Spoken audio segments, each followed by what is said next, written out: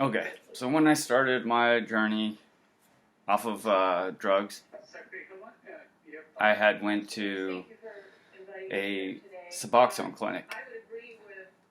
Now the clinic, I'd say like the clinics out here are working rather well, and from my experience, the way they perform could be a little more friendly to the addict. But then again, I don't know the circumstances that each addict is going to those places. Unfortunately, a lot of people who end up going to suboxone clinics are court ordered, and the fact that they're court ordered, that makes a whole difference. If you're court ordered to get sober, you're not getting sober on your own. So again, I want to throw my voice out there the best I can that you need to make a decision. You as the addict need to make a decision on whether or not you want to get sober. And I'm speaking strictly to fentanyl addicts. I think fentanyl has a scientific proof, scientific fact that it is more addictive than any drug we've ever dealt with. So, I mean, just the fact that they use it for dying cancer patients, that is proof enough for me that it shouldn't be readily available, and that having it readily available will seep down into all the way into the school districts. Just being in line at Walgreens, hearing a school bus driver say she needs Narcan for her school bus, that's too much. That's too far. And the sooner we can get people who are grown up to go and get help without help from the justice system. Because we don't need people getting in trouble and then getting help. We need people getting sober on their own. And that's something that's rare.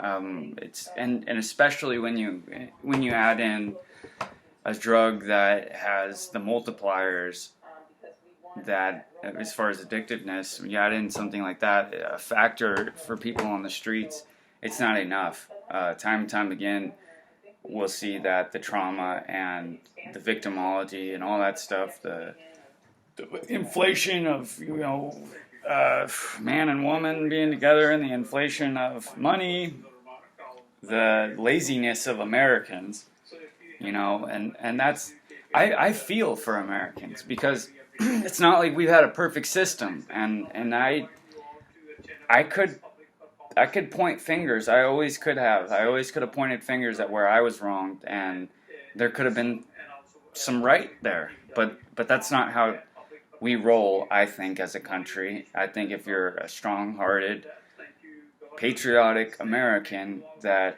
you don't want to bring people into the courtroom and have them condemned unless they really cross the line on you.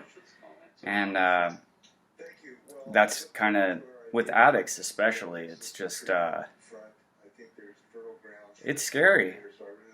But back to my point of making this video is that, sorry, I get sidetracked because I'm an introvert and I just love thinking, but I'm, anyways. I think that the suboxone clinics are very healthy, and they're great for getting people off of fentanyl. But there is that problem that I don't know about use for underage. I don't think that's really an underage thing, and that can be an issue too. And that if you're getting a kid off of a hard drug, what can you use? Suboxone, in my experience, is the only one that doesn't get me high, and I think that is something to consider. And from what I'm told, it's a drug that can help cure the brain from opioid use, and I think that I am an example of that, and I think there's plenty of other people out there that are good examples of that. Methadone clinics, from my experience, I've never used a methadone clinic, but I know back in the day I used to be addicted to methadone, and that was sort of my way of using heroin without really using heroin. It was a thing I did because I had easy access. I knew someone that was dying, and they would get rid of their pills to me. So, unfortunately, that is a reality that is going to happen too. People are going to die. They're not going to be too happy about themselves dying, and then their pills become less You know, they don't care about, sometimes people don't care about the law. Sometimes people don't care about government, which that's not right. But then, you know, you have access to these drugs to people. And I mean, I was a heroin addict, recovering heroin addict. You know, when I was in trouble or whatever in Nevada, and I got hooked on those pills really bad, and it's just like fentanyl. Like, it's gets you high. It gets you high, and it's addictive. And I don't, not that I hate the drug, because sure, you know, it keeps you off heroin, then whatever. But and from my experience, getting high is the problem. And the reason I smoke weed is because I don't have very much willpower, but it's legal, and it's one thing that keeps me from really slipping, and that's my main concern is just staying away from the hard stuff. A really big struggle for me is when I try to help people. I mean street people who are addicted to the hard stuff.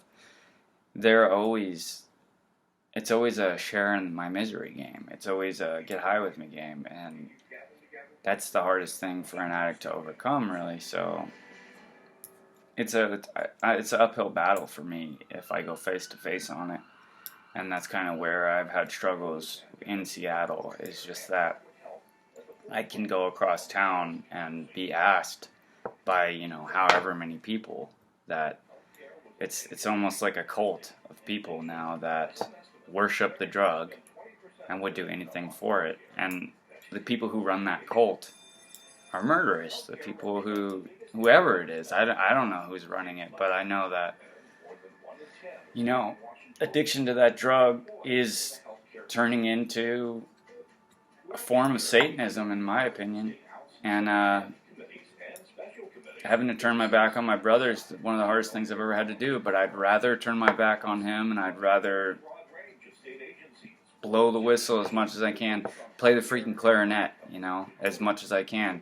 Because I played the clarinet in grade school, so it's just how we gotta do it. We gotta be vocal about the truth, and we gotta be vocal about our experience in it, because otherwise we're going to have more dead people.